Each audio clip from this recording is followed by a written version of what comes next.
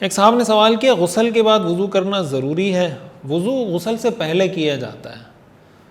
غسل کا سنت طریقہ یہ ہے کہ غسل کرنے سے پہلے آپ وضو کریں اور وضو کرنے کے بعد غسل کریں۔ غسل سے وضو ہو جاتا ہے، لہٰذا غسل کے بعد وضو کرنا پانی کا ضیاع ہے، اسراف ہے، اس کی کوئی ضرورت نہیں ہے۔ نواز شریف صاحب کا سوال ہے، جناب مفتی صاحب ایک مسئلہ عرض کرتا ہوں، اگر آدمی موبائل پر یا ٹی وی پر قرآن مجید کی تلاوت سننے، سجدے کی آیت سنے، سجدہ واجب ہے یا نہیں؟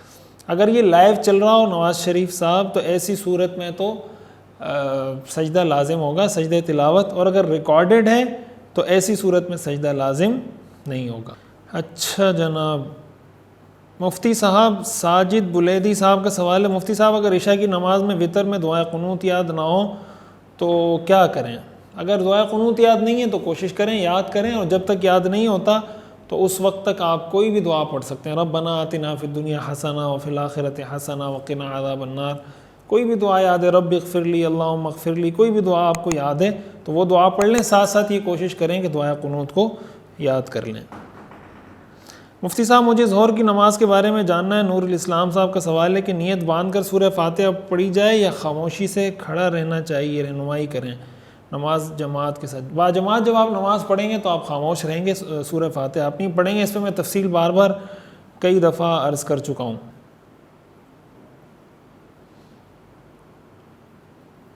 معزز و محترم مفتی صاحب، تکافل کی شرعی حیثیت کیا ہے؟ اس پر ضرور کلپ بنائیں، اور لوگوں کو تکافل پر برانگیختہ کرنا مطلب یہ کہ تکافل میں اپنا مال لگاؤ وغیرہ، اس کا کیا حکم ہے؟ سائل محمد طالب جان کرک سے۔ دیکھیں تکافل کا جو مسئلہ ہے علماء کے درمیان مختلف فی ہے۔ جامعہ دارالعلوم کراچی کے حضرات کا اس پر فتویٰ ہے کہ یہ جائز ہے، تو جو حضرات اس فتوے پر عمل کرنا چاہیں بالکل عمل کر سکتے ہیں، اور ان کے فتوے کے مطابق جب جائز ہے تو کوئی کسی کو تکافل پر برانگیختہ کرے تو اس کا یہ عمل بھی جائز ہوگا۔ جامعۃ الرشید کے حضرات کا موقف اس میں توقف کا ہے، یعنی وہ نہ اس کو جائز کہتے ہیں نہ ناجائز کہتے ہیں، ان کو کچھ اشکالات ہیں جو دارالعلوم کراچی کے حضرات کے سامنے بھی رکھے گئے ہیں، تو ان کا فتویٰ یہ ہے کہ ہم فی الحال اس بارے میں کچھ نہیں کہتے۔ تو جو اس کو جائز سمجھتے ہیں اس کے لیے برانگیختہ کرنا بھی جائز ہے، جو ناجائز سمجھتے ہیں اس کے لیے برانگیختہ کرنا بھی جائز نہیں ہے۔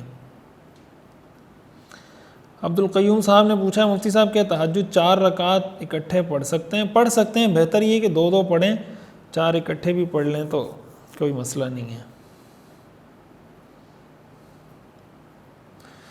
عبید صدیق صاحب نے پوچھا مفتی صاحب میں نماز کے لیے پہلے ہاتھ پہلے باندھتا ہوں، نیت بعد میں کرتا ہوں، اللہ اکبر کے ساتھ ہاتھ نہیں باندھتا، اس کا کیا مطلب؟ نیت نماز سے پہلے ہوتی، نیت کریں گے، اس کے بعد اللہ اکبر کہیں گے، اس کے بعد ہاتھ باندھیں گے۔ اگر آپ اس کے خلاف کر رہے ہیں یہ مطلب ہے آپ کا تو جائز نہیں ہے۔